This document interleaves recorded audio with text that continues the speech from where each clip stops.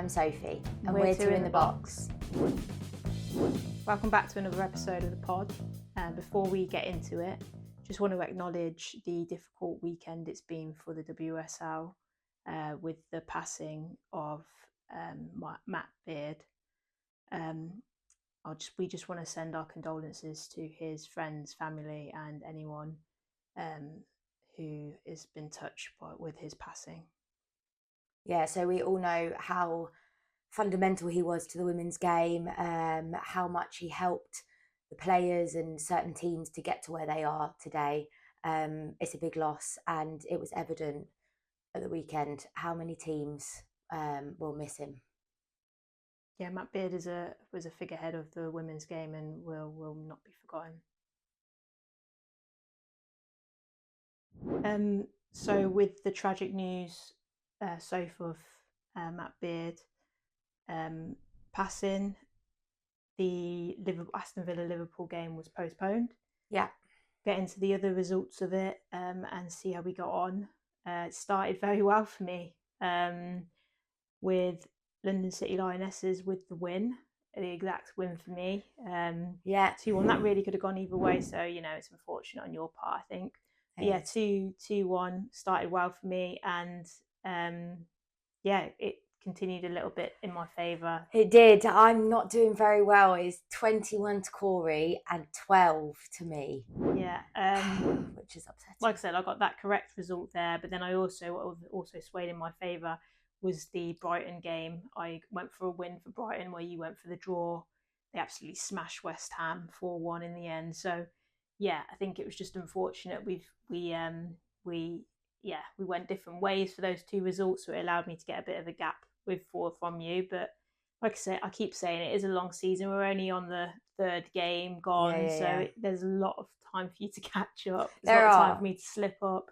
There's a lot of correct results to get. So you're good, I think. I think so. I also, like, when I was looking at what other pundits and commentators and whatever were talking about, it was very split between, in terms of the Liverpool-London City game, very split in terms of Everton, in terms of the amount of people that went for thinking it was going to be an Everton win, and then the amount of people thinking it was going to be a London City. So it was a close call. Unfortunately, my big gamble of the week, 3-2 to I mean, I also thought that was going to be goals in that game, so yeah, don't worry about it. Yeah, well, so did Ian Wright. If you watch Ian Wright's podcast, you will find out that he also predicted that Arsenal were going to beat Man United 3-2. And so clearly it wasn't as far-fetched as I thought it was, if he also believed it was going to happen. It surprised a lot of people, that game running out of 0-0. Yeah. I think think it's one of the things that the reason a lot of people went for like 3-2 or 2-1 is because they knew it was going to be close, but they didn't expect it to be goalless. Yeah. So exactly. It went to the expectations of people, but didn't get the results. Yeah, so let's move on to the talking points of the weekend. The main talking points was obviously touched on the Everton London City Lioness game. Isabel Goodwin got 2 goals there, and they picked up their first win of the season. They did, which was very good for them. I think it was important that they got points on the board, and nice to see that Isabel Goodwin obviously got those 2 goals. Yeah. Because I think one of the goals that they got previously was obviously a penalty in the game against us. So they haven't, even in the games they've lost, they haven't really scored much. So it was nice to see that they've got that in the bag. Yeah, no, it was nice to see her. I mean, she took that goal very well. So yeah, she's going to be a big part of if they can stay up and be effective going forward, I think. And she's such a presence up front. She really showed that in that game. And yeah, I'm happy for her to start and get those goals and kick on, hopefully, their season a bit. So for Everton, it's hard to read with Everton. Like you said, it could have gone either way, that game. And they continue to be difficult to read. They got back in that game. Maybe they would have got something if it had carried on. But I just don't know how to read them at the moment. I think that them beating Liverpool 4-1 made me think that their team, which has a lot of new players in it, similar to London City Lionesses, had gelled better, but maybe they still need time as well. Yeah, maybe. So it's just hard to read for them how well they're going to get on. I think it needs in the next couple of games to see if they can pick any more points up after struggling. Yeah, I think so. Then obviously there's Grace Clinton, who came off the bench for Man City, and I think she'd been on for, I can't remember the exact time, short amount of minutes before she scored, and then another short amount of minutes after got the assist. I mean, assist is a loose word. I wouldn't call it assist. Deflection. It deflected and went in the path of, no, but I don't think I wouldn't call it an assist. But still, like it's been put down as an assist. Wow, that I wouldn't agree with, but she'll take it, I guess. But yeah, she even her goal was you maybe would say the goalkeeper could have done better too. Oh yeah, definitely. It was like a roll in the bottom corner. Yeah, unfortunately for Spurs, they kind of fell apart very quickly in that game. It could have been worse. I mean, Bunny Shaw missed a penalty. Yeah. So I expected Man City to win. I didn't expect it to be that emphatic. Especially because they aren't playing fantastically well, Man City. No. But they scored a lot of goals and they looked dangerous. They did. So yeah, not a bad result for them, I don't think. No, very good. Still waiting for Bunny Shaw to turn up a little bit though. Like the fact that she's missed a penalty, and I don't know, there's been a couple of shots that she's had that I think pre-injury she would have buried. So I'm wondering maybe if full fitness isn't there yet, or if things are just going to take a little bit of a moment for her. She's getting the chances. It's not like she isn't. She's just not taking them. So I think it will come good eventually. It's going to take some time. I think to feel like it herself maybe, or just get back into a rhythm. It will happen, I feel, and it's going to be scary for the league when it does. Chelsea got a win. Narrow win, like 1-0. Aggie Beaver-Jones, great, great for Aggie. 3 goals in 3 games, but we're not winning pretty at the moment. We're just scraping by. And fair play to Sonia Bonpastor said in her post-match reaction interview was that she's trying new things with the squad, and it's not that the squad are incapable of this stuff. She's just trying new things. I think the 3 at the back system's is one of those things that she's trying. So fair play. She's able to try these things now, early in the season, and still pick up points. But we're not pretty to watch, but we're picking up points. You are, and obviously a win's a win. Obviously there's goal difference, but you don't get more points for scoring more goals. No. So a win's a win. But I do think that it is going to need to be stepped up a notch. Oh, 100%. Because I think some of the goals that you've had are also a bit lucky in terms of on a better day. Well, it's not just that. They're going to be saved. Or on a better day. On a better day, Leicester could have scored in the last minute with a chance that they had. So there's no, it's true. We need to do better. I think she's acknowledging it though. I don't think it's I think we're in a rough patch. I think they're trying things, and we've got a few not that we should be complaining about it, but we've got a few injuries to players that maybe we'd like to bring in. Sam Kerr's obviously rusty. Myra Ramirez isn't playing. Alyssa Thompson's getting used to a new. Sorry, I was thinking, primarily with the front line, but I think Gura Wrighton's out. I think maybe I can't remember. There's a lot out, and so she's working with what she has, and rightfully so. We have a big squad, so she shouldn't complain about it. But she's also trying new things as well. So, but then I wonder if the reason she's trying new things are because there are key players that are missing. I think we need different things in our arsenal. We just need different ways of playing to surprise opponents. And I don't blame her for trying something new. We want that elusive Champions League. To do that, we're going to have more ways of playing, I think, and the team to be more comfortable in those different ways. So fair enough. And we'll see how that goes. I think our next game is against West Ham, so that offers a lot of chances for our attacking line to try and be a little bit more adventurous again. So we'll see how we get on. Brighton, as we mentioned, had that big win against West Ham, who now are 0 points from 3 games. Yeah. Obviously, they have a new manager with Rhian Skinner, but they that doesn't look good for them. Their next fixtures, I should just say, before you have your point on it, are hard. They've got Chelsea, Aston Villa, and London City Lionesses in their next 3 games. I don't see them picking up points from any of that. No, I don't either. I think on a good day, and depending on whether they're home or away, maybe against London City. Maybe. But again, it depends. It depends on the day. It depends on what's happening. And then obviously penalties and things. You never know what's going to happen. No. Like, so, but from the other two, no, I don't see it happening. And obviously the only other team that doesn't have any points at the minute are Liverpool, but they have a game that obviously they've got to play. So we can't really count them within that at the minute. Not at the minute.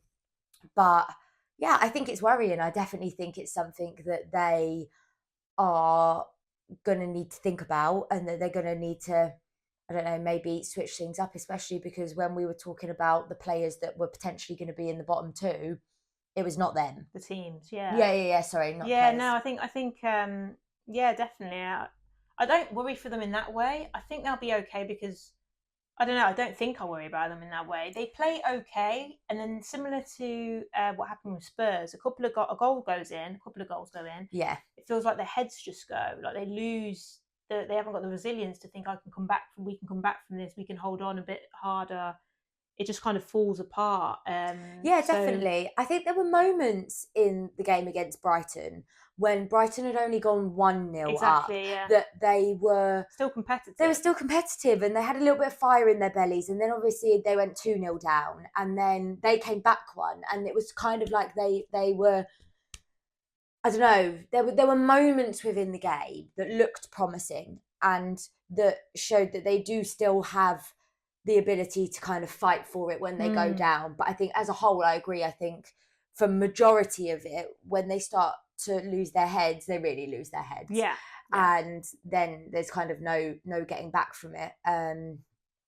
And then it's downhill spiral from there, really. I think so. But we'll see over the next 3 games. Like I said, I think London City are really their only one over the next 3 that they're possibly going to pick up some points from. Yeah, let's hope they can. I mean, you never know, but let's hope they can pull things together. Otherwise, if they pick up none from the next 3, yeah, that's going to be tricky. Going to be tricky. And then the big one. Yeah, the last one is the Arsenal Man United draw.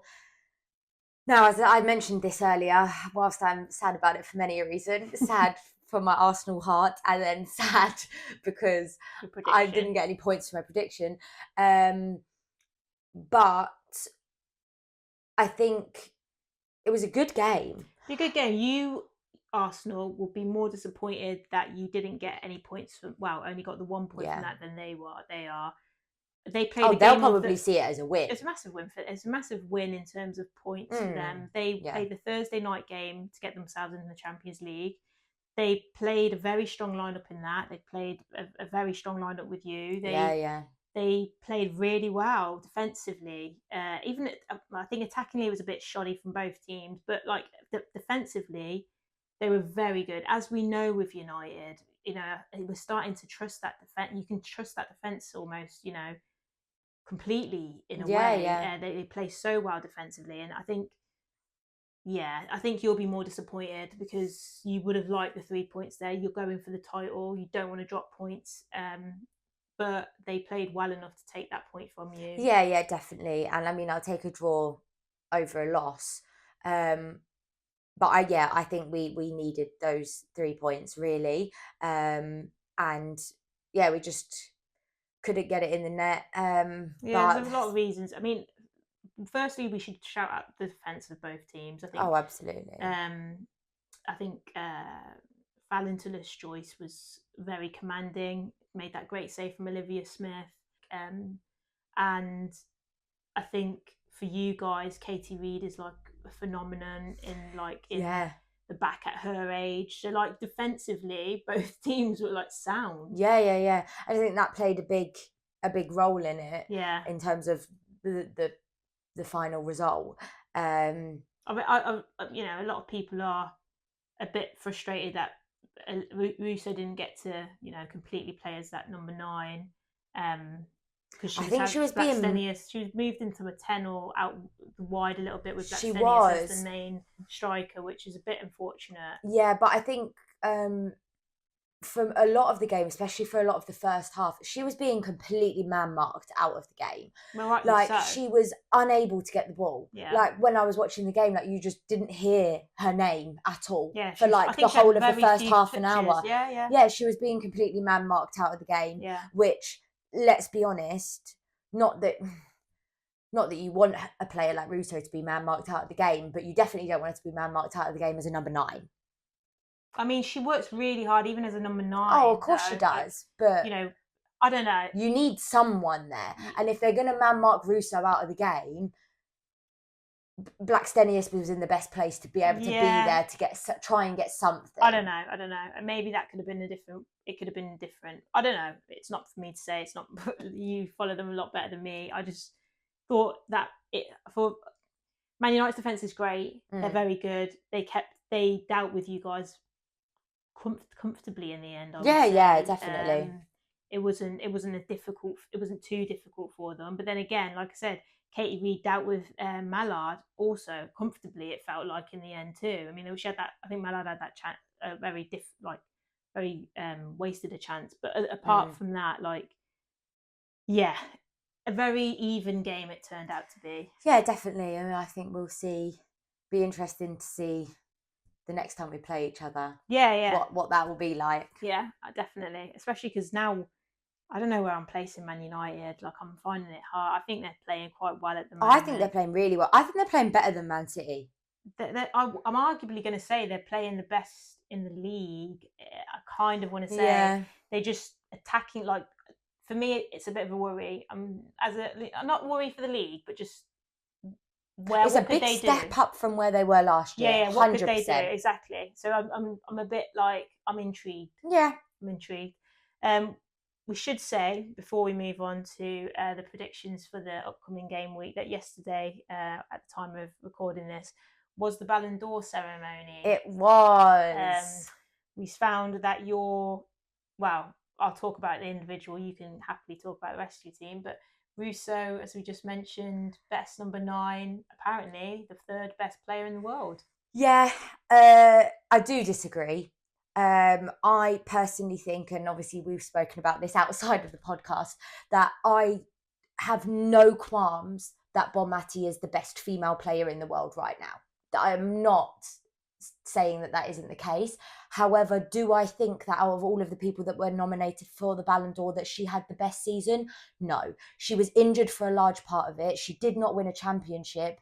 And then Barcelona won the Champions League. And then with her national team, they didn't win the Euros. Whereas when you look at Russo, she won the Golden Boot in the WSL. She obviously won the Champions League with Arsenal. And she won the Euros with England. I think statistically, in terms of accolades in the season, she had a better season than Bonmati. I'm not going to... Look, I don't think it's worth arguing about the Ballon d'Or because it feels really tricky in how they decide these things in the first place. But like you said, the fact that you can even just say that you acknowledge Bonmati is the best player in the world right now, that in itself is what I think most of the time leads to how they decide these things anyway, rather than the actual best season, which it should have been, which, you make a lot of valid points, I think. I think both Russo and Caldente had better seasons, personal seasons than Bonmati, but you think about Bonmati standing up to any player, is she the better player than both of them? 100%. But yeah, it's not the way that Ballon d'Or say that they judge things. No, but I also saw I don't know who it was. It was I think it was a British journalist, and she was basically saying about how because obviously the journalists are the ones that vote on and sit down and talk about all of the statistics and vote. And she said there were only 40 journalists that voted for that got together and voted for the women's Ballon d'Or winner. Okay, most of them were European. Now, at what point do you sit there and say, I mean, number one, that's not a large pool. I don't think, I know. Like 40 people is not a large pool in terms of opinion, because that's what it is. It is opinion. Like they sit down and exactly. they do look at statistics, but it does fall down to what their opinion is of that player. Well, this is it. That's why it's kind of a futile, in my opinion. It's lovely to win it if you win it, but I really don't think any player should be hurt if they don't win it, because it's so, like you say, it's so subjective. And when we all can acknowledge Bonmati is the best player in the world on any given day, it's not, like you say, when you're judging a whole season, maybe it's not the right way of thinking about it. No. But that's going to lend her favours. And she won her third one in a row. Oh yeah, absolutely. I wouldn't be surprised if next year she doesn't win it, just because I think 3 in a row. Do I think she's someone who should win 4, 5, 6 in a row like Messi? I don't think so. No, but I think that obviously raised an upset. Yeah, that always used to. Well, yeah, that always used to raise eyebrows. That it was just between. It felt like those two players for the men, and I don't think the women's want it to be the situation where it seems like you said, people are questioning how is Bonmati winning it all the time when she's not winning the very big things. Should just say, just to step away from Bonmati, Hannah Hampton won the Best Goalkeeper Award. She did. Bit of an awkward moment with Mary Earps handing her, announcing the trophy, but that's second. But odd that she didn't get the best goalkeeper on the goalkeeper team of the season, I think, for the WSL. I think when that was announced earlier this year.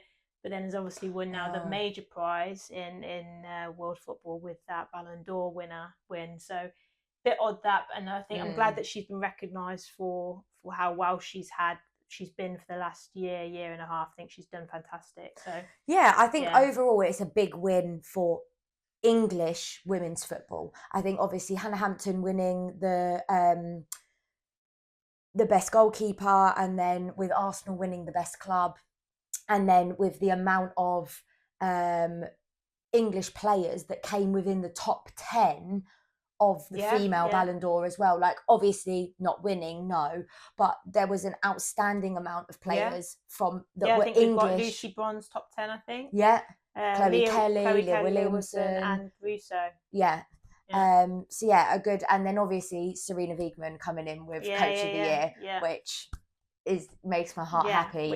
Which was good. So yeah, great things for women's football in England. It just goes and shows the rise it's having here is warranted, because we have the players who are showing what they can do on the field. So that's important. Yeah, absolutely. And obviously Renee Schlegel stood up and said, like, keep supporting women's football, invest in women. And I think it's those kind of messages for the English league, because whilst it's great that Bonmati and Spain and Barcelona and all of those, it's great to see those kind of developments happening within our country's leagues and teams. And of course, the WSL is definitely richer than some leagues though already. So it's nice that those teams are obviously showing their worth. 100%, winning those big awards. So yeah, they're the things that have caught our eye this week and this past game week. Let's crack on with the predictions, see if you can catch me up. Okay, I guess I should let you go first this week, just because Arsenal are the main first fixture. No fixtures this Friday, so we kick off with Arsenal against Aston Villa on the Saturday. Yeah, only game on the Saturday, 12 o'clock. I'm going to go... I just don't know anymore. I mean, it's hard. It's not. There's no science to it. No, there isn't. Aston Villa. Obviously, we didn't see them at the weekend because their game against Liverpool was postponed. But half your team flew to Paris. Yeah, that's true. Do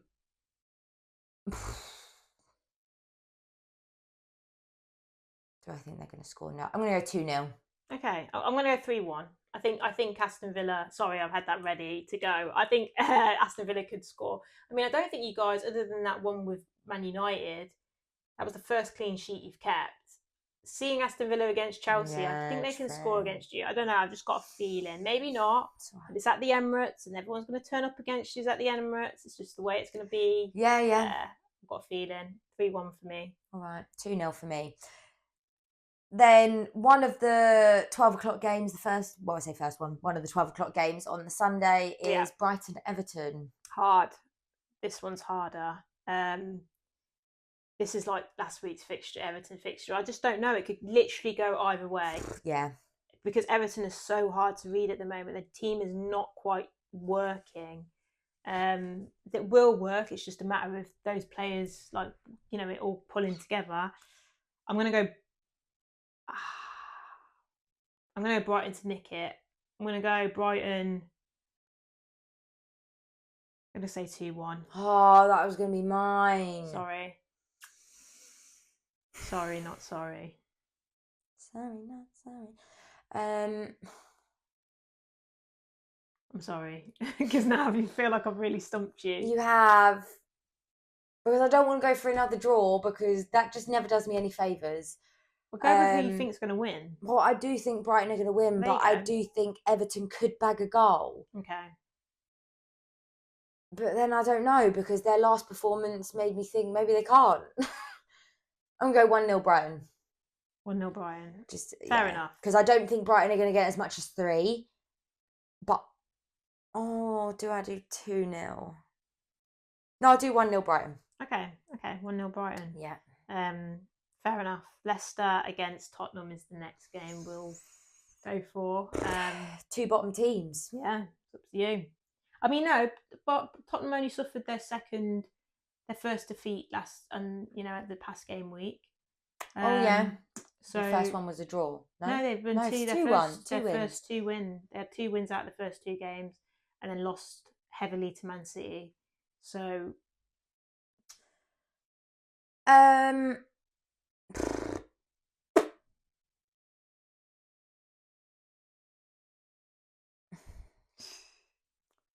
I think Leicester are going to score?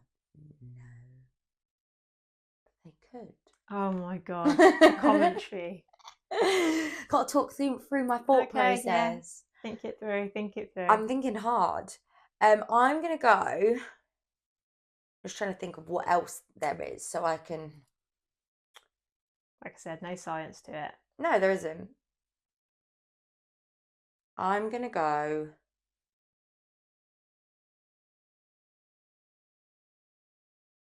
1-0 Tottenham.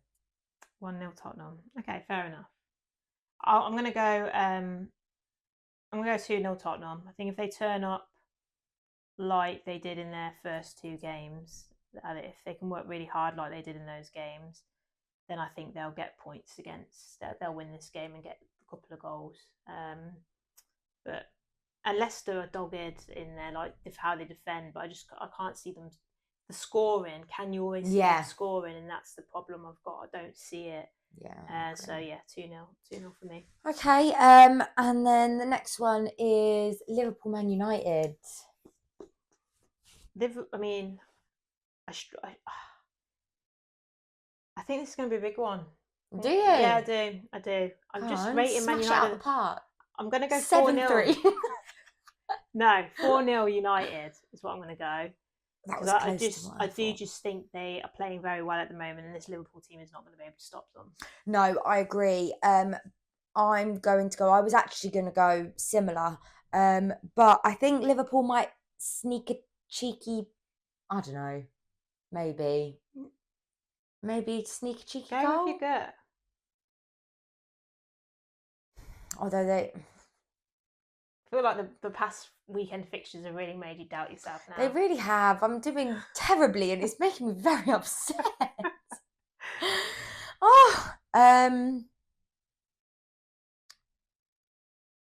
Liverpool lost 4-1 to Everton, or 4-0. 4-1, that was the first game of the season, yeah. And then their second game of the season, who did they have? Oh, I can't remember now. I think it's because they obviously didn't play at the weekend just gone. I feel like that's thrown me off because I feel like I don't really know where they're at. They had, I can't remember who they had, but they played Leicester. That's right, they lost to Leicester 1-0. They did. In which case, I probably don't think they're going to get a goal. No. I'm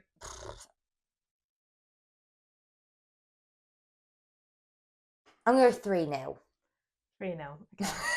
God, to Sorry. United. Yeah. Clarify. Yeah, not to Liverpool. Okay, no problem. Next game, I'll let you go. Manchester City against London City Lionesses. Maybe the game to watch. Clash of the Cities. Yeah. Clash of the Titans. Yeah. Oh, do you know what? I'm going to back London City a little bit. Not that they're going to win. Oh, God.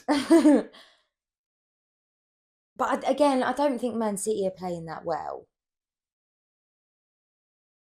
I'm going to go 2-1 Man City. Okay, choose them just because they've scored in every game they've had. Yeah, London City. Yeah, they definitely. Even if it's from a penalty, they've scored. Yeah. So I agree. I'm going to go 2-1. Yeah, no. That logic. I'm going to go 3-1 because I can get some bonus points. 3-1. Clever. That logic holds up. Because you've done that, I'm going to go 4-1. Oh! So you just think that there's goals in it, but I think London City Lionesses will score 1, but Manchester City will just get more. And the way that they put away those goals and they weren't really playing that well against Spurs, I do think they'll probably be able to do the same against London City Lionesses. Yeah. Yeah, so that's going to be a big one for me. Hopefully my bonus comes in and not yours. You're always beating me with this. Hopefully. So terrible. And then West Ham against Chelsea. Like I said, West Ham winless out of 3. Chelsea scraping the barrel. But I don't think that's going to be the case in this game. I do think we've got to play better. That's got to scare us a little bit. We could have easily drew that game against Leicester in the last few minutes. So I think we have to try and just put a few more away. So I'm going to go 3-0 Chelsea. I mean, I feel like every prediction that I've said for Chelsea has been like a big one and you let me down. Yeah. So I'm going to say 1-0.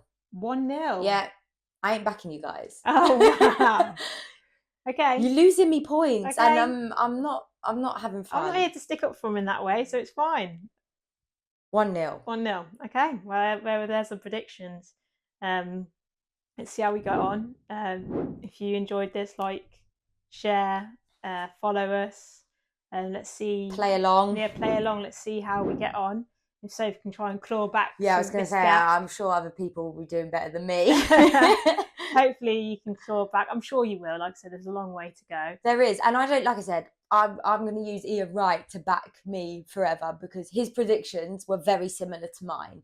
So if he thinks these kind of things, then my predictions can't be that outlandish. Clearly, football just ain't football in the way it should be. Oh, right. Yeah. Clearly. That's the real reason. Yeah. We'll see. It's really tricky to call, but that's the whole fun of it. So, it is. Keep track of it. Join us next week to see how we got on, and we'll see you then. We will. Bye. Bye. Take care.